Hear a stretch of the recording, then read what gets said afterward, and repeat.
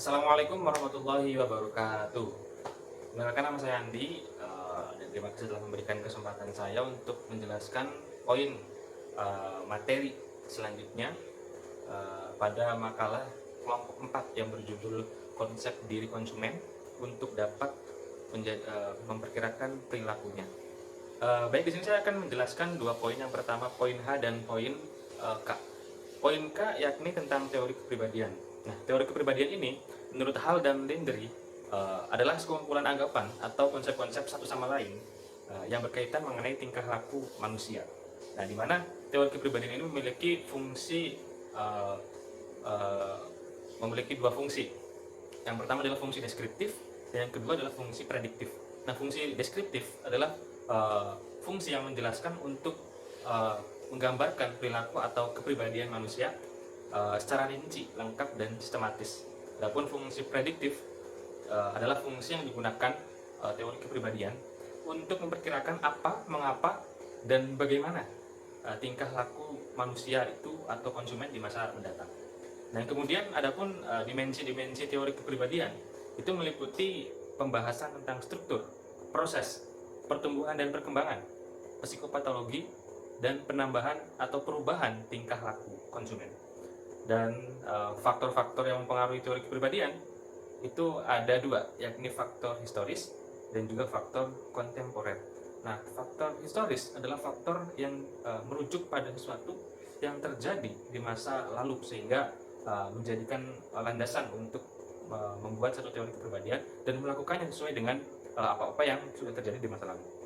Adapun faktor kontemporer adalah faktor yang digunakan untuk yang mempengaruhi teori kepribadian, di mana kita melihat situasi dan kondisi yang terjadi saat ini, apa-apa yang ada di dalam masyarakat, dan juga bisa menambahkan satu entitas baru dalam teori kepribadian yang akan diperbarui. Assalamualaikum warahmatullahi wabarakatuh. Nama saya Daryanti dari kelompok 4. Saya akan menjelaskan tentang poin I, yaitu perilaku konsumen. Yang pertama yaitu pengertian. Perilaku konsumen adalah hal yang mengacu pada perilaku yang ditampilkan oleh individu ketika mereka membeli, mengkonsumsi, atau memakai produk atau layanan tertentu. Selain itu juga melibatkan pencarian produk, evaluasi produk, di mana konsumen mengevaluasi berbagai fitur pembelian dan konsumsi produk. Yang selanjutnya yaitu poin B, faktor-faktor yang menentukan perilaku konsumen. Yang pertama ada faktor-faktor budaya. Faktor-faktor budaya ini dibagi menjadi faktor budaya, subkultur, dan faktor kelas sosial. Yang kemudian faktor sosial dibagi menjadi kelompok referensi, keluarga, dan peran status. Yang ketiga, faktor pribadi dibagi menjadi usia, pekerjaan, status ekonomi, gaya hidup, dan kepribadian. Selanjutnya untuk poin J yaitu skala nilai konsumen.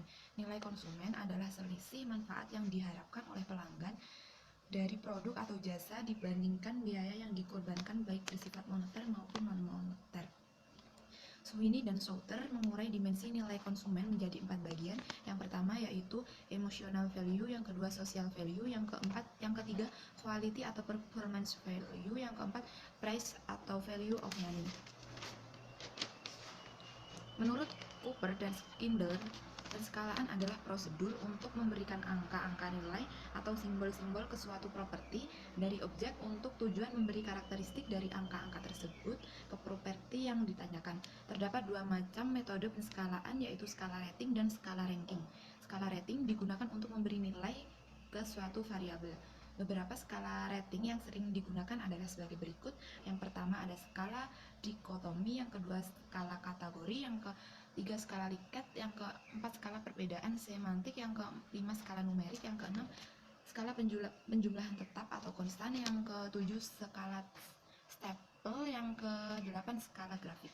Demikian dari saya, terima kasih. Wassalamualaikum warahmatullahi wabarakatuh.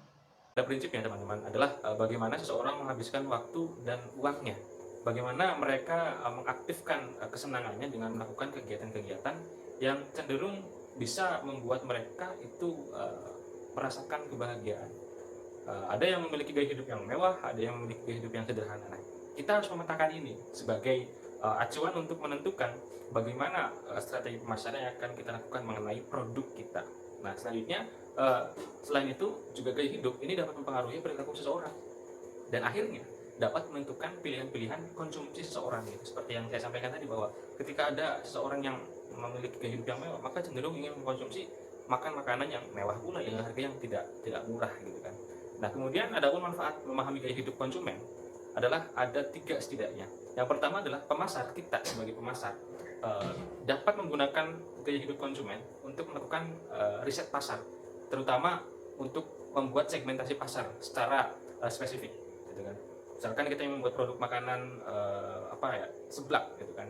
Nah, maka sudah jelas bahwa gaya hidup seorang atau konsumen yang memiliki kecenderungan untuk suka terhadap makanan pedas ini menjadi segmentasi pasar utama kita gitu. Atau misalkan kita punya brand sepatu high heel yang mewah gitu, maka adalah target pasarnya ataupun segmentasi pasarnya adalah mereka yang memiliki gaya hidup yang mewah dan suka terhadap sesuatu hal yang glamor gitu. Nah, yang kedua adalah manfaat kita memahami gaya hidup konsumen. Kita dapat membantu dalam memposisikan produk di pasar. Dan yang terakhir adalah pemasar bisa mengembangkan produk sesuai dengan tuntutan gaya hidup konsumen.